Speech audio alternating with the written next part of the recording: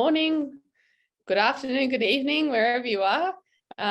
We'll just wait 1 minute while we get everyone in here from the waiting room. I'd ask, please, if you could put yourself on mute. If you have a question for the plenary speakers, you can either write your name or the question in the chat and I can call on you during that time. Let's just wait 1 more minute while we get some more people in from the waiting room. Oh, here we are. And with that, I'm going to go ahead and put myself on mute and pass it over to you, Paul, to introduce our plenary speakers this morning, this afternoon, this evening. Thank you, Tamsin. Hi, everybody. Welcome wherever you are in the world. It might be the middle of the night if you're in Europe, at 5 o'clock in the morning if you're in India, 3 o'clock if you're in Oman. I think we've met people during the conference in all sorts of time zones. So welcome and thank you for joining us. Just before I introduce our speakers, I'd like to acknowledge the traditional custodians of the land where we're sat here in this beautiful accommodation. I'm surrounded by fabulous vintage guitars right now, and pay my respects to elders past, present and emerging. I'm going to keep this really brief because I want to leave as much time for discussion and questions as possible, but introduce two great colleagues who've been both friends and allies and fellow travellers over the last 5 years of my tenure here within the university. My good colleague on the right, can't see him at the moment, he's just out of shot, but he'll move into shot fairly shortly, is Laureate Professor John Aitken, who, if you've read his biography, and if you haven't, please do go into the conference site and have a look through that and see the distinguished achievements that John's brought, not just to the University of Newcastle, of course, but to the human race, actually, and that's not overgrandisement by any stretch of the imagination. He's a powerhouse as a practitioner and a thinker.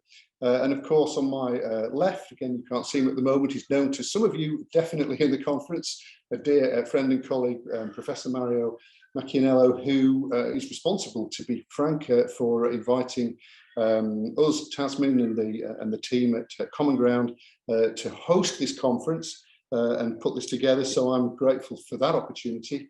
But I'm also really grateful for having known and been able to work with Mario over the last 5 years, because we have been on a journey together as we've been trying to work through what it means to be a member of a creative community here within a university, and working out how to apply creativity, not just within our own disciplines, not just for the design discipline, but across disciplines in other areas. How do we better work with engineers or with the health sciences? How can we apply creativity, those acts of things that we do in the way that we think and approach problems, we approach, I guess, life generally?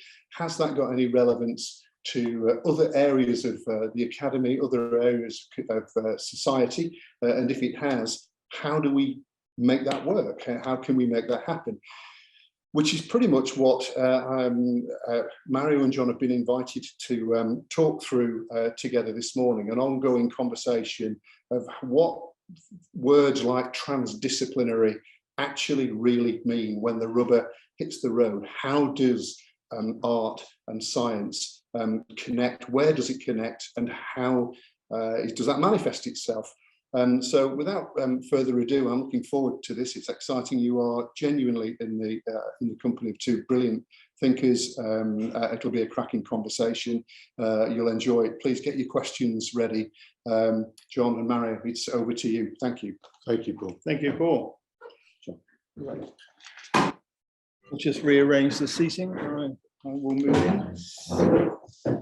Okay, so thank you very much indeed, Paul. And as Paul has already indicated, this is really a talk about the nature of creativity and the impact of that on our ability to collaborate. So if you look at the recent history of academia, it's really been a history of establishing disciplines, little islands of specialized information that very rapidly become self-serving. They tend to develop a language of their own. They have their own unique modi, and often they develop accreditation criteria that mean that nobody else can play in their space. They're exclusive dynasties of disciplines. There is a strength in having that. If you have disciplines, you certainly have a depth of knowledge and experience in specific areas, but there's also a weakness. And the weakness is that it discourages collaboration. So Mario and I come from very different parts of the academic spectrum. So Mario, as you all know, can't move it forward yet. Sorry, we've got an audio-visual problem. Can't move the thing forward. That's not what it was. That's it. Okay, figured I had to do it. So yeah, Mario and I come from very different parts of the academic spectrum. Mario, as you know, is a professor of design, and for my sins, I'm a professor of basically molecular biochemistry. And what on earth could these people from two different parts of the academic spectrum have in common? Well, I think we have two things in common. The first is that we both recognize that the wicked problems that humankind currently faces cannot be viewed through the lens of any single discipline operating in isolation. It's very important for disciplines to work together if they are to get the variety of expertise and experience you need around the table in order to solve these very complex problems. And really, disciplines are not set up to achieve that. We need to increase permeability between disciplines if we're going to make any headway in that area. And the second thing that Mario and I share is a view of the importance of creativity. And it doesn't matter what discipline you work in, it's important that the discipline moves forward on the basis of creative ideas. And ideas are the kind of the same no matter what discipline you work in. So in essence, I think ideas have three fundamental attributes. A really great creative idea has to be original. Arthur Kiesler wrote a whole book about this called The Act of Creation. And what he says is that often insights are generated by bringing together two very disparate pieces of information into a common synthesis, which he calls bisociation. So people who are creative are often people who have lots of information swirling around in their minds all the time.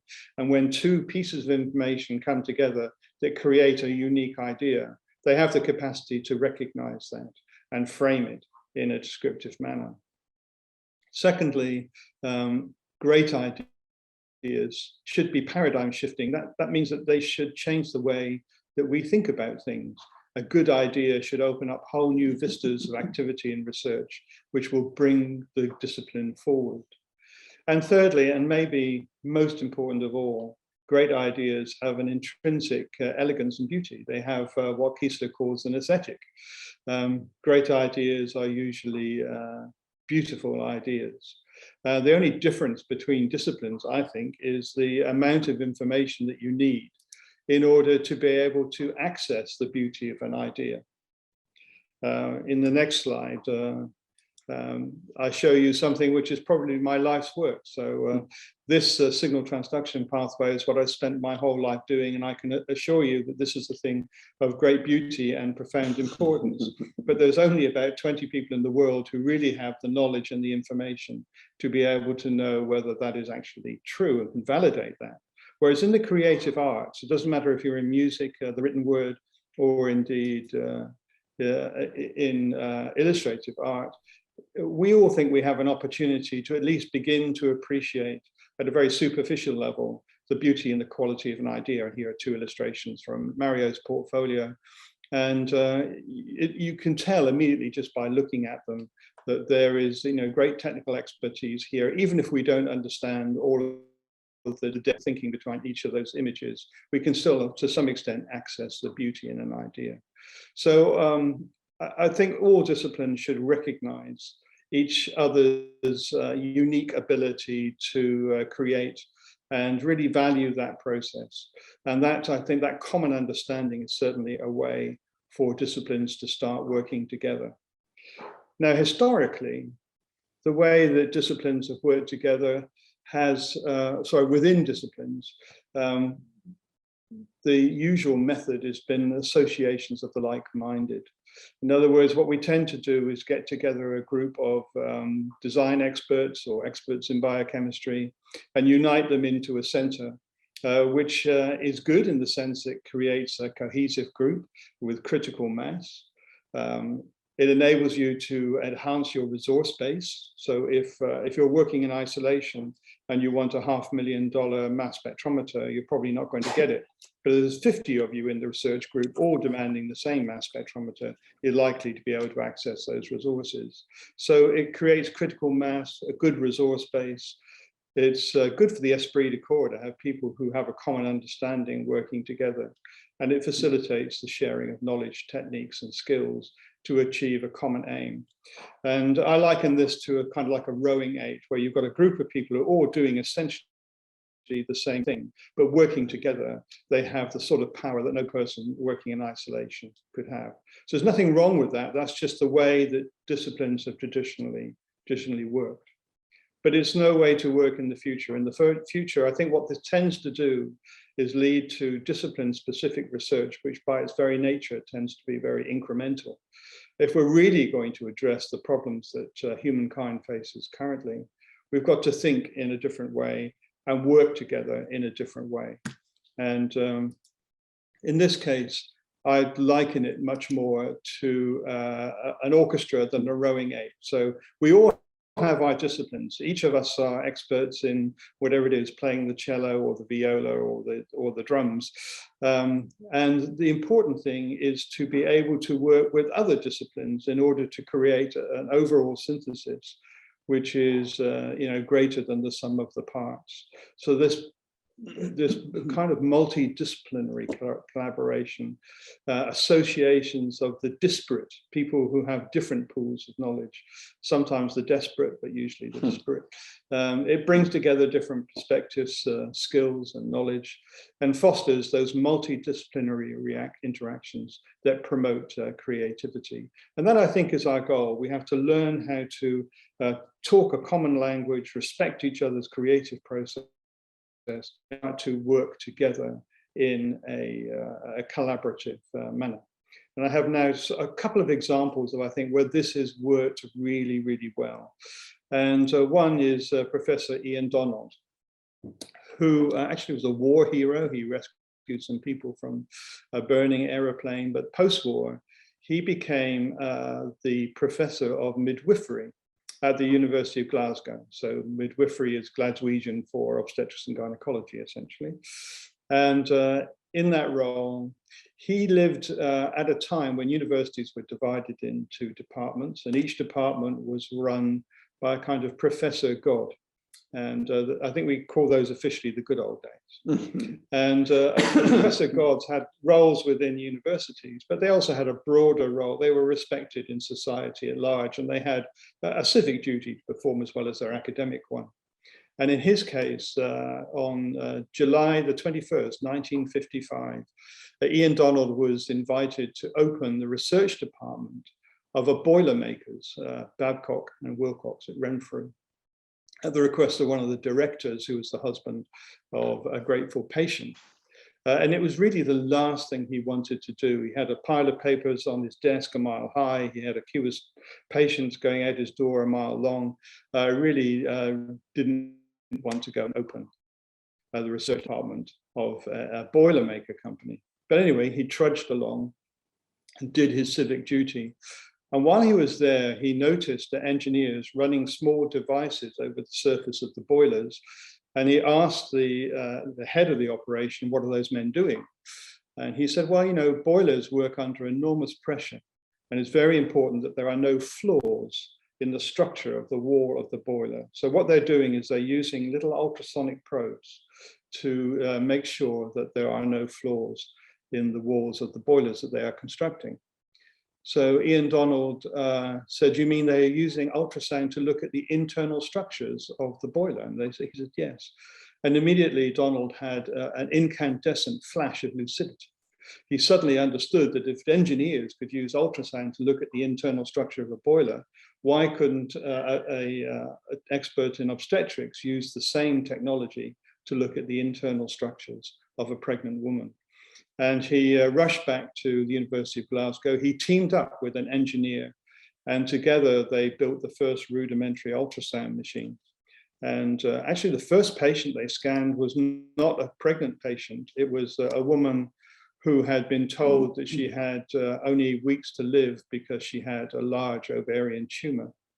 But they ran the ultrasound pulse over her and discovered that it wasn't a tumor at all. It was an ovarian cyst. And Donald himself removed the ovarian cyst, and she lived long and prospered thereafter. Subsequently, they started their real task of scanning pregnant women, gaining insights into the development of the fetus. And now that's morphed into beautiful four-dimensional scanning capacity, which has saved the lives of literally millions of women and their babies. So just one person who was able to accommodate two very disparate pieces of information, his desire to look at the internal structures of a pregnant woman and the ability of engineers to use ultrasound to look at the floors of the walls of boilers, created this wonderful idea, which has now had major impact worldwide. And talking of major impact worldwide, my second example is the Laboratory for Molecular Biology at the University of Cambridge. So many of you may not have heard of this laboratory, but it's the most famous laboratory in the world. This one laboratory has won more Nobel Prizes than any other country. In fact, the whole of Europe put together. So this one laboratory has won now, I think, 26 Nobel Prizes. And many of them have been won by center staff, and some have been won by people who actually joined the center for brief periods of time. But an enormously successful operation. And their director was Sidney Brenner. Sidney Brenner, if I just go back one slide, I can show you a picture of Sidney Brenner. There he is. Sidney Brenner was a bit of a genius. He came from South Africa. When he was 11 years old, his village clubbed together to send him to university. And by the age of 16, he graduated in medicine. But he was too young to practice medicine, so they gave him a degree in anatomy instead. Anyway, long story short, he ended up at the Laboratory for Molecular Biology and ultimately became their director, and ultimately won his own Nobel Prize in 2002. And a journalist asked him, what's your secret? How is it that you are able to create an institute which has such an impact research-wise that it's able to win all of these Nobel Prizes? And he said, I have to confess I'm a very bad director.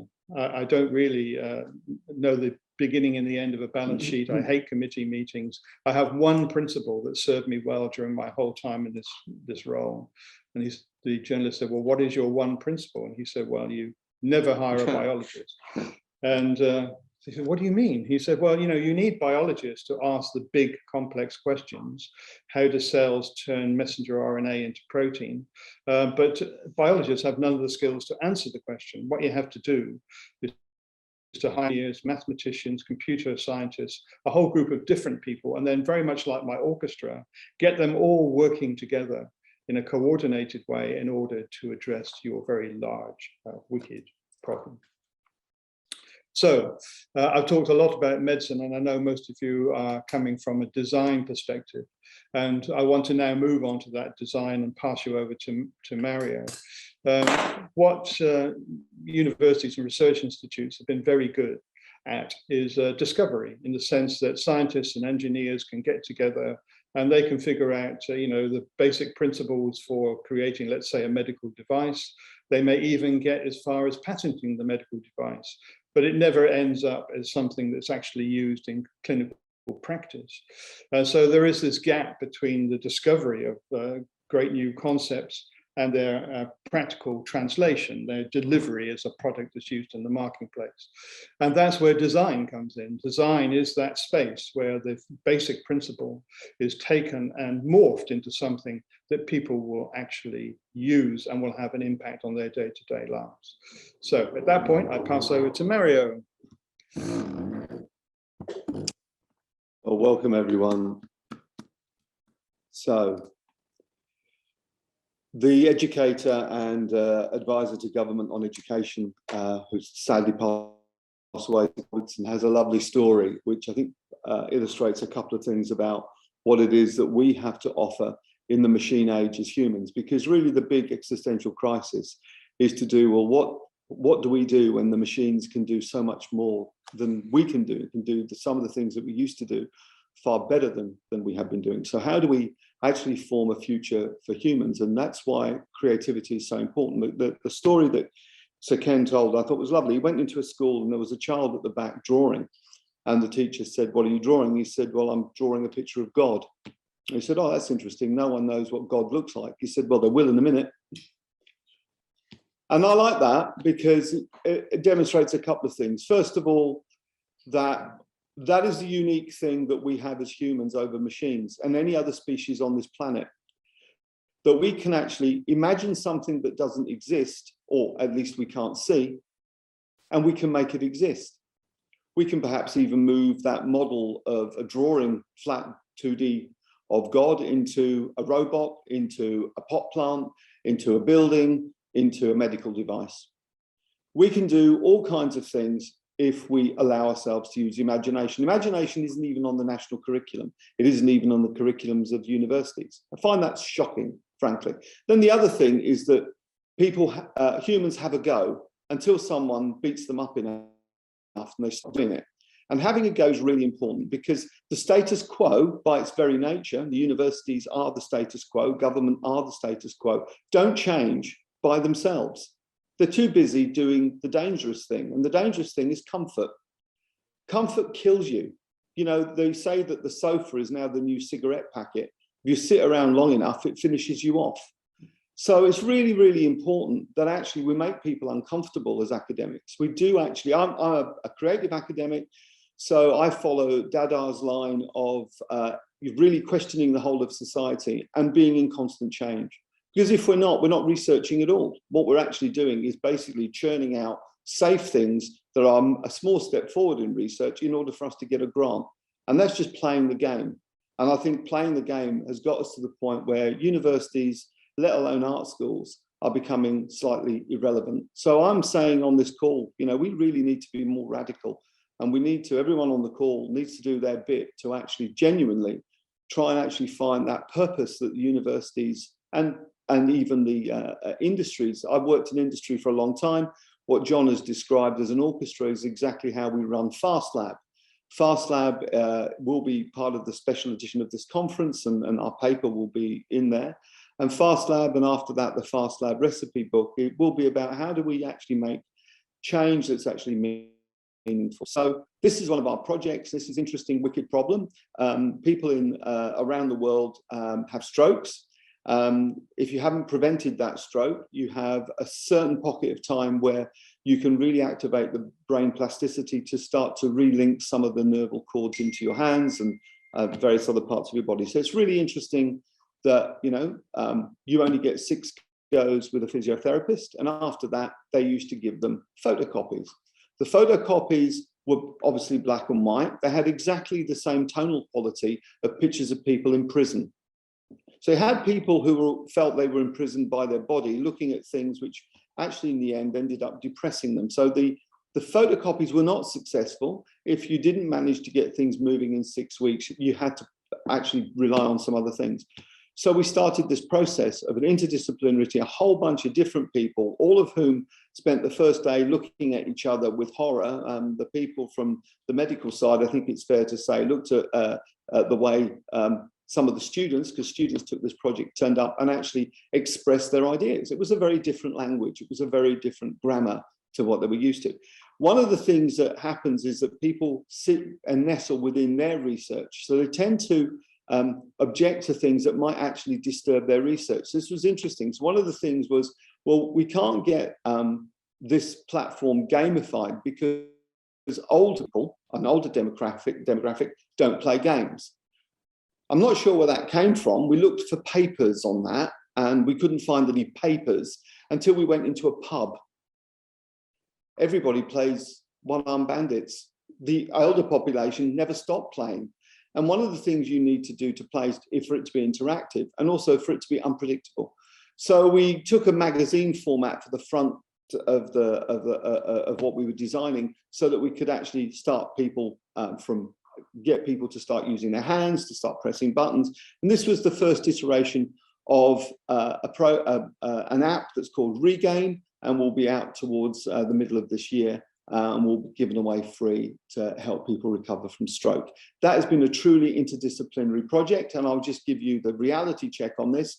When I was in industry, and I worked for various industries, so my stuff's online, would have taken about 3 to 4 months. If it had taken more than 3 or 4 months, I'd be called into a meeting to understand why things were going wrong. If it had taken more than 6 months, I'd just be fired. This has taken 4 years to write an app. It's not the writing the app, but it's actually getting the disciplines to work together as an orchestra that's been the problem. And if you want to be popular, don't become a design professor that's trying to get the world to change. Just saying. Then the other things is that I'm a visiting professor forever at the University Hospital in Birmingham, the Birmingham Children's and Women's Hospital. And largely due to a piece of work that we did, we had high death rates after liver transplants in the hospital. And they tried everything. The surgery was perfect. But actually, when we came to a meeting, we asked why children were dying. Well, I won't give you the exact words, but it was down to the fact that they hadn't been really fully prepared, because no one believed at that time that children so young could actually have informed consent, could give informed consent. And we know through play, even we know through Piaget's work, that the earliest form of learning happens really early on in children's lives. Often the developmental side is non-verbal. They actually do. So those of you who smoke and say, I'll continue to smoke and my children will do as I say, not as I do, hard luck, it's not going to happen. You will have to change. So it's only really, I've realized when working on this, even as these books were being read, and the book was illustrated by Liz Anelli, and I did the design work with the hospital. We designed in things like these complicated machines, and the complicated machines, it's interesting because the children knew the names of all of them, and they knew the names of all of them because they were afraid of them. And it was one of the few things that they actually learned to say.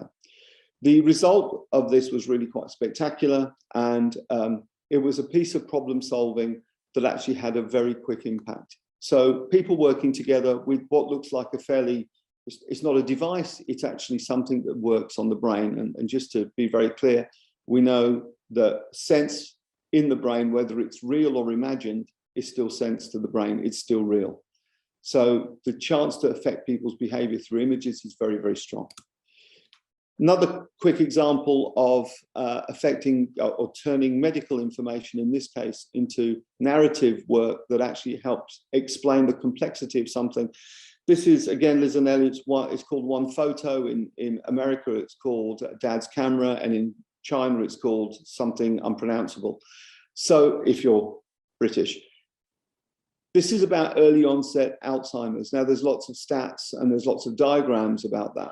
But to actually be able to enter a narrative and understand it emotionally is an extremely powerful thing. This book has gone all over the world, won many awards. And to be honest, it's possibly one of the best aids that the medical profession can use, because it actually works not on the kind of how do we make sense of what's happening, but how do we actually accept emotionally, and the people around us accept emotionally the changes that are going to happen. So these are just some projects that we've had to work in an interdisciplinary way, and really the outcome, the beauty, as John described, helps people to enter that form and enter those messages and enter that narrative. And it's largely to do with the design and the beauty of what we're doing, as well as the strength of medical information that it's supporting. And finally, and this is one of my own illustrations for The Guardian, and it's a little bit about the kind of problems that we face at the moment, and I think the pressure is on us now, and it's getting the institutions to behave in ways that I think are dysmorphic. You know, we do have billionaires in the world who just don't seem to want to invest in anything that helps humanity, but want to set phallus-shaped objects into space with their names on. We seem to have politicians that seem to spend most of their time lining their pockets. And we have some very strange belief groups who don't seem to really believe anything that seems to be of any use to us. Well, all these things have always been there. But what I think we can do is follow the Bauhaus line. And the Bauhaus line is that the future won't belong to monsters. It will belong to thinkers, scientists, designers, poets and artists. Thank you very much. And we'll now do some Q&A work. Thank you. That's Hi, everyone. So I'm just going to change our little mode here so that we can appear and see each other. If anyone has a question, feel free to unmute yourself and ask that question, or write your question or your name in the chat. I'm just going to scroll back and have a look here and see if I've got anything on, missed anything. I'd like to support the person that said excellent. It really has been very good. Thank you very much. I don't know who that was. I'm going to scroll. It was Daniel. I think Daniel actually has his hand up to ask a question. Daniel, would you like to ask your question? Yes, of course. Thank you, Tamsin and the Professor Sue for the conference. We have a question. You have presented to us that you have been working in an interdisciplinary approach, but the focus, we wondered about the focus of the research of Ian Donald, I don't remember exactly. It was the focus of multidisciplinarity or interdisciplinarity.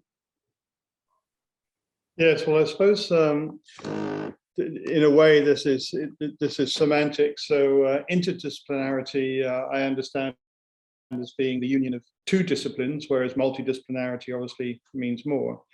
In his particular case, I guess it was a good example of interdisciplinarity, because he took his needs in obstetrics and married that need to an engineering phenomenon, which was the use of ultrasound to look at internal structures. And his incandescent flash of lucidity, as I described it, was being able to see that these two worlds were not separate, that you could use the principles in one in order to help another.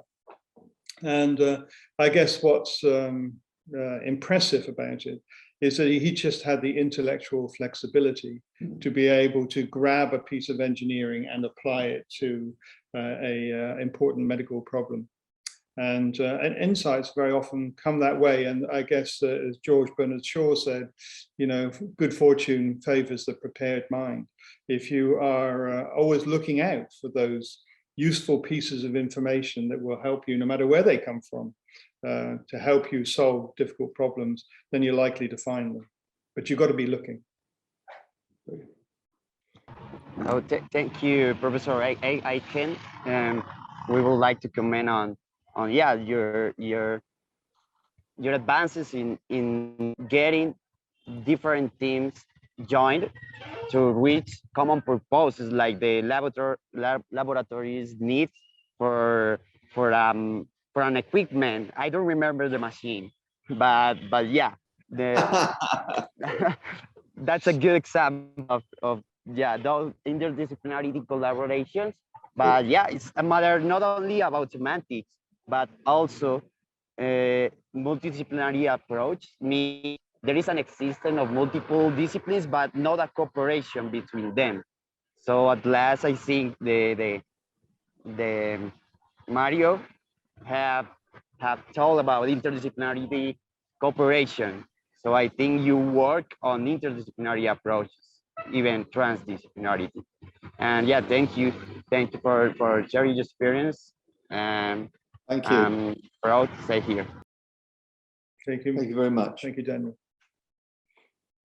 Thank you, Daniel. I'm just looking here to see if anyone's put their name in the chat. If anyone would like to jump off mute and ask a question, and see. Mike, did you have a question or a comment?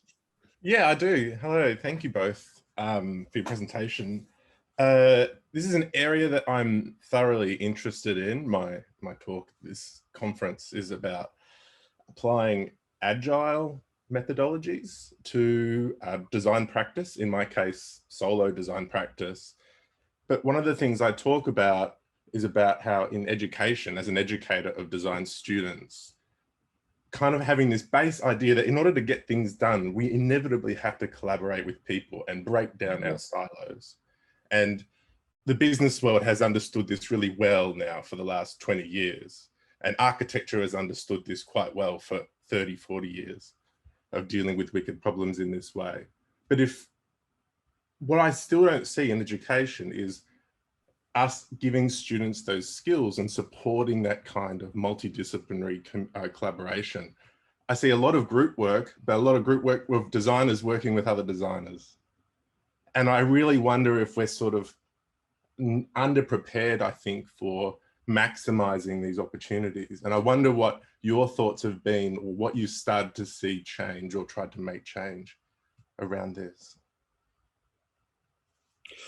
Well, I think, look, there's going to be a paper coming from our school around FASTlab, but also around a thing called the house we built, which that's just one of a number of areas where we've tried to address this problem. I don't think we've got all the answers, because I think the truth of it is, as you've said, it is an ongoing process.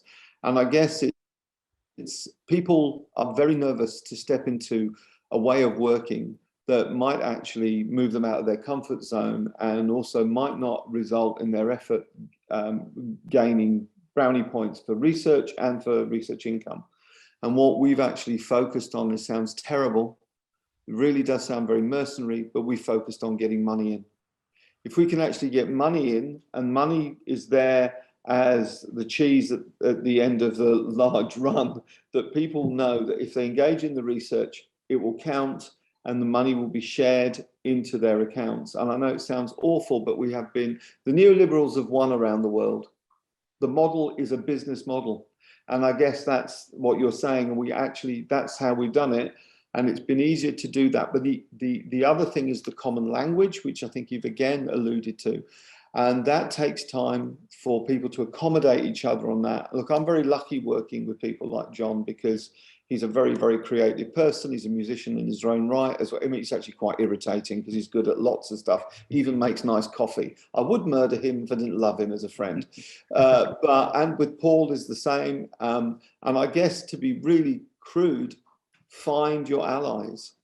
Because if you find your allies in these disciplines, and to do that, I think you have to put yourself out there. You have to put out the work that you're doing. You cannot hide it under a bushel. And you've got to be able to have these calls where you're openly calling people to come and actually be part of something where you've already resolved the financial reward for them. And that's the way we've had to do it. The other pieces, I think, will fall in place. Goodness me, if you go through any of the design literature and research literature, from Keyes Dawes to, you know, all the way back to, I would go all the way back to the critique of beauty. You honestly, you have that terrible problem that was described so many times around the two cultures, you know, the bringing together the humanities and the sciences. Well, to be honest, industry is already doing some of this. You've only got to look at your iPhone, and we're a little bit behind. So the more we can do this, the more creativity we can put in, the better. But it is, on the whole, quite speculative until you get some funding. Yeah, I would agree 100% with that. So from a scientist perspective, we do, as Mario said, you know, we follow the money trail. Wherever we can get resources, that's because without resources, we cannot work, right? And the trouble is that the funding agencies are set up to be discipline specific. They are discipline specific panels who make judgments on grant applications. And I know in my own area of medical research, they don't have a panel that would, if you sent in a multidisciplinary grant, they wouldn't know what to do with it. That's right. It's too big. right. They want to focus on things that are confined within the limits of a given discipline. And what that does is it makes research a very incremental process. And we don't really have an opportunity to engage on a broader landscape where we can bring other disciplines in. But Mick, I think you had the solution there, and that is that. But industry has already been here. You know, Right. if I think of a pharmaceutical company, it will not only have the chemists and the pharmacologists who are making the drugs, but will also have people who are experienced in what are the social conditions that limit the uptake of this particular drug. How we're going to package the drug. All kinds of other elements are brought in order for it to be successful. And this is why, in my world, we have moved now more and more, in fact, in my case now 100%, I've moved to industry funding, because industry is speaking the same language that we're speaking. It's just the national funding agencies have not got there yet. And it's going to be up to each one of us to really have that initiative to ask the bigger question, bring in other people from other disciplines in order to address it, and find the funding. And at the moment, most of that funding is likely to come from industry rather than government, because they're still a bit behind the 8 ball. And I think, can I just add, this is why it's important that we publish around this conference these things. But I've done exactly the same with FASTlab, Paul and I. We've gone directly to industry. They don't care. They just want their problem solved. Research is essential to industry because they want to invest their money well. And also research papers, they don't care. That's a byproduct. But they want you to do the research and they want you to do the solution. But this is really important because from this conference, when we publish the special journal, that will be the document that you can put to, you know, sometimes the internal bureaucracy in the university is vicious in all universities. It's like the Handmaid's Tale. It really is. You know, you've got people whose entire lives seem to be dedicated to stopping things happening if they don't think it fits a certain model. But in order for us to progress, we have to break the models. Going outside to industry, sometimes when the money comes in, we've had a long time getting that money recognized as research. Now we've done that, and the more we do that, the more we've actually made change happen. So that's our experience. It's not perfect, but we certainly will write all that up. Thanks. Thank you for sharing. Thank you. The next general question we have is from Craig. Craig, did you want to ask a question or make a comment? I think these guys might have already answered it in some partly in their discussion and also in answering the questions, but I'm really fascinated by the differences in the ways in which different disciplines define and think about creativity and innovation. And some of your examples touched upon this, and maybe you can unpack this a little bit more, but are there different ways in which we are thinking about whether something is innovative and having to be completely original versus something which is much more around incremental and building upon the work of others? And are there different disciplinary, institutionalized ways of thinking about this that you might like to talk about? All right, Craig, there's a lot in your question, and it's a very, very good question. And in many ways, you know, I think our attitude towards creativity is shaped by the way in which we assess creativity. And I guess I'm speaking now from the microcosm of a university. But, you know, I think a good way to sum it up is I can tell you that I have published nearly 700 papers. I have over 50-something, 60,000 citations. I have an H index of 120. And that, in academic world, that gives me a huge tick. And everyone's very happy with me.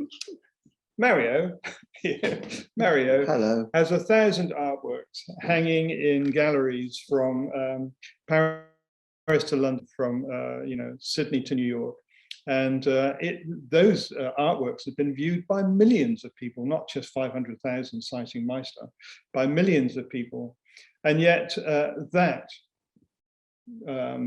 performance criterion, if you like, is just not captured in the current metrics and is not really understood by universities. So I think different disciplines are at different stages of their journey in terms of how do we actually measure the creativity, so an individual's creativity.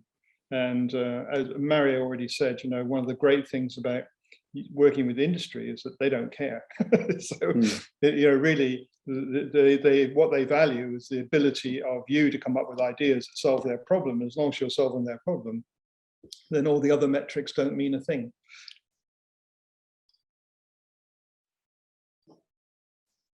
Oh, sorry, John, you seem to have been muted there. Okay. I probably wasn't saying anything very wise and the computer decided to shut me off. But, I think that's just one element in response to your question, Craig, that we still have to learn how to assess creativity in different disciplines. So they're all playing on a level playing field. I think, to me, just as Maslow's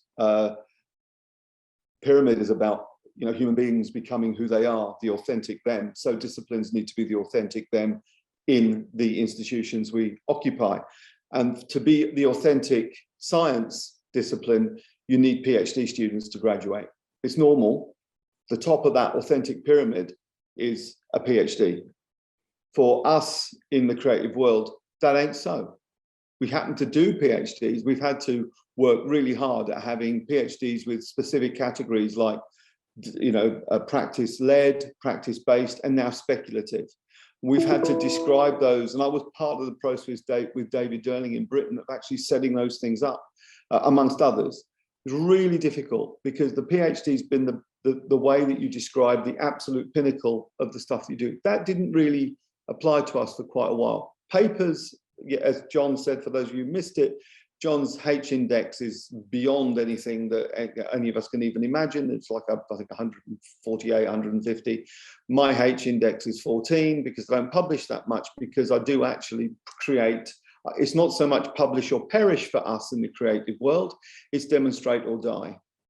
And one of the broadcasts for Newsnight, which was for Spycatcher, it actually hit over 2 million. So when we talk about distribution and dissemination, 2 million is an awful lot of people to have engaged with the ideas around that, which were critical ideas about the establishment in Britain and how the law had worked. Now, I think the question about, well, how do we start to do this? Well, we're starting to accommodate those differences, but I think we need to understand that actually one model does not fit all. And that is something that universities should be advocating for, rather than just following the money and the KPIs that the government set.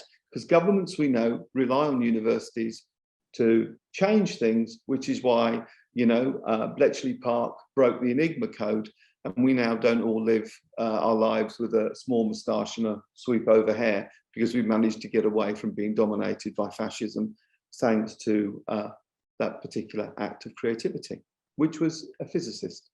Really? Mathematician. Yeah. Mathematician, sorry, mathematician. They're the same. No, they're not. No, they're not. That was a very bad joke.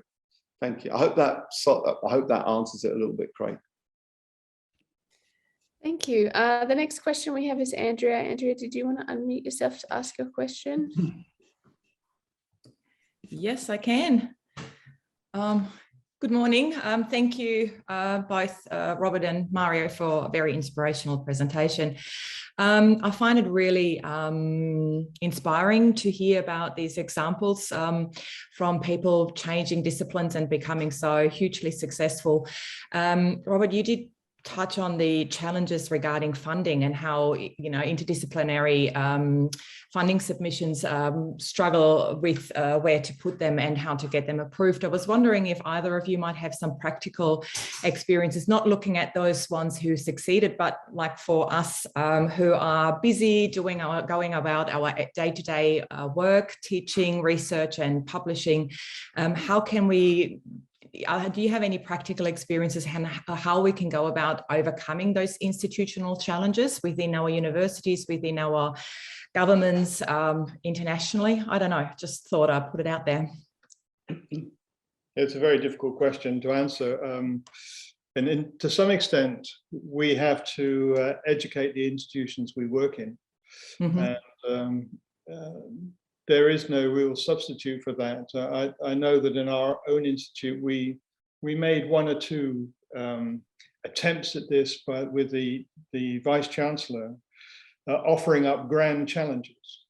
All right, so the grand challenges, I'm not sure that they'd be in everybody's portfolio, but his grand challenge was how to solve the mosquito problem on campus.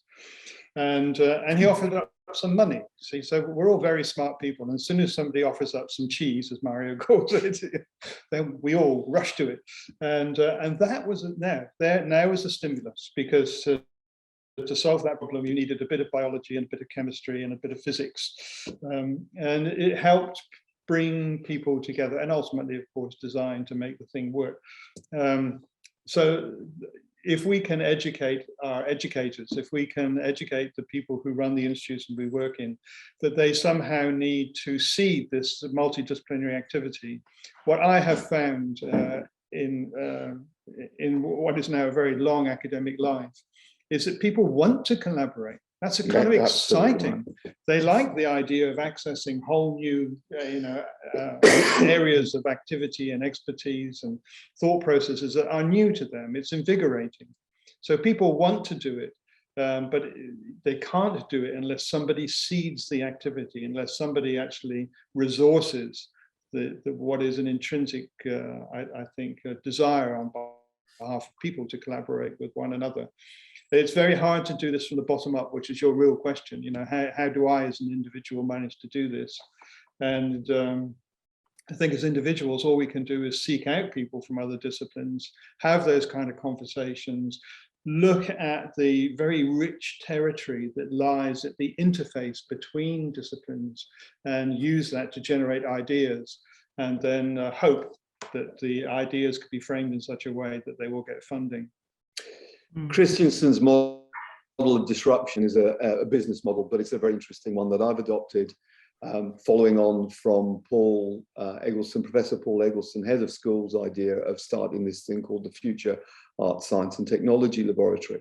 And that laboratory has done so much to shift the ground. And I can tell you, it was Paul's idea and Paul's been highly supportive, but I've run with it. And it went like this. There was no money. I felt a bit like those, I don't know if you have, there's a thing called a walnut crusher that crushes you from the bottom, the sides and the top. So your own staff think you're mad. The people around you would like to stop you because you clearly are mad. And the people from the top keep crushing you, saying, well, bring me some money. We want instant porridge. The nut needs to be out. And actually, because that nut is shaped like a brain, if you look at it, the walnut is just like a human brain. It feels like that on your brain quite a lot of the time. But unless you have a vehicle to disrupt the status quo and their constant badgering on about things that are not just comfortable, but are actually diminishing in their importance, there's less money in research that's directly funded from the ARC. That's the same all over the world. There's less money. The hit rates when I came here were something like 12 to 18%. Well, it's got worse. Around the world, there are institutions that just never land anything because it's always the first pecking order that gets it. So my advice is to stick with the vehicle, support the poor idiot who's trying to make the head of research for that area to make it work, actually follow the money in terms of industry, because industry just do this on a different time scale, and they really do. Okay, it's a bit of a challenge for us when we're teaching, but actually we're having to do this stuff anyway. So follow that system. And then the other piece of advice I actually think is absolutely true is, as you do that, have an eye on building your track record. Because here, unless you have a track record and your rope is up to date, and actually once the money comes in and is cleared as research, you've built your track record. And then you can go for an ARC, and then you'll find you've got an industry partner. And an industry partner with cash is king of everything. And that's when you disrupt the order and push everyone aside. So what we've achieved, to quote Professor John Aitken at HMRI, his quote was, "This is like a miracle." No, it hasn't been a miracle. It's just been a process, but it's been really, really disruptive. And no one wants to be the bad person at the back of the class.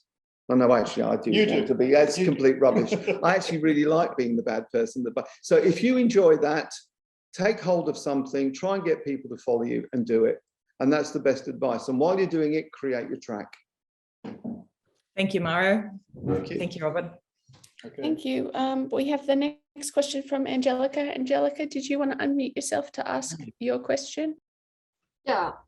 So hi, I have a question. So you guys mentioned that you followed the money trail in order to get funding for your research, and you said the industry. And Mario, you mentioned that governments rely on universities as a resource for, like, you know, social progression, what's new, and inventions and such. I can't help but think of, like, Elizabeth Holmes and her Theranos startup. She herself combined design and science, but, you know, obviously with malintentions. How can we filter what's a good idea and what's complete fantasy? And are there any possible, like, policies we can implement so we can prevent, like, another Theranos scam? Because obviously there's good that comes out of science and design together, but then we have something like that which completely blew up and also was distributed in the market. Obviously a very dangerous thing when someone's invention doesn't work and we're testing it on the actual people. So in terms of that, is there like a balance of making policies to help, you know, filter good ideas and, you know, not have enough Theranos? So that's the question. Yeah, well, that's a very good question, and Really good question. a difficult one to answer. How do we make sure that when we are behaving in this multidisciplinary way, that our behavior is ethical? And one of the problems, I think, in the marketplace, people are not very knowledgeable. I mean, anybody who had you know, some insight into biochemistry would have seen that the Liz Holmes proposal was extremely unlikely and not based on very sound evidence. But the marketplace basically thrives on hope. And she was obviously very effective at creating hope, and so people invested in her idea. And in the end, it's a sort of self-regulating process, because if the idea doesn't kick off because people didn't have the right knowledge, then they lose their money. So if investors became a bit more savvy about what they're investing in, that would certainly help. I think as a university, we do place a great deal of emphasis on ethical behavior. And, you know, you see many promising academic careers ruined because people don't follow those kind of guidelines. And in the end, you know, the truth will find you out. So it's very important to behave in an ethical way, and especially when you are dealing with investors. If you're in the industry and people are, mum and dad investors are investing in you, it's doubly important to be ethical in what you're proposing, and that you know, your project should have a certain level of feasibility around them. So I think we have to work that into the curriculum, definitely. I think, as Mario says, there's no place in the curriculum for imagination currently, but hopefully there is a place for ethical behavior. Yeah, testing. I think actually, Angelica, I think that's a fascinating paper. I'd love to join you on writing, because it is really important. Well, what is the role of the universities? If the universities are not, if you like, the licensees of ethical behavior, you know, if Turing broke the Enigma code by being imaginative, by being daring, by being a pain in the ass, by challenging his own team, by falling out with quite a lot of his own team, then, you know, these hero figures did incredibly powerful things, but they did the right thing. But I do think the challenge that surrounds us all is something that the university needs to acknowledge, that existential problem that they have, including the fact that I hear every day that AstraZeneca or one of the other vaccines killed 100 rats when it was first given to people, that actually it is the virus that we're giving people, that we can actually now pick up radio signals with our brains, that certain world leaders are really lizards, and they're all part, and this stuff is actually going around. We are going through, with this immense technology, a completely shocking thing. We are in another dark age. We are in an age of unintelligence. And I guess part of what the universities need to offer, they need to offer that surety and not become these monetized places. In Australia, this is where I start to lose faith that anyone knows what they're doing. In Australia, the third biggest industry is university international students. I think that is absolutely a disaster. Who let it get to this stage? So if you just follow the money, that isn't good enough. You have to follow the money, but I'm absolutely with John and every other professor I would ever encounter in the world. You have to do the right thing, and don't tell me that we don't know what the right thing is, because actually we do. And actually, no, I can't pick up G4 in my brain just because I've been vaccinated. And so the mythology around some of this doesn't help. So we want clear information, and really the universities should be the place where truth is upheld beyond just being, you know, third in the league table for recruiting or making money. It's not on. So that's a fact, I think, and we all have a role to play.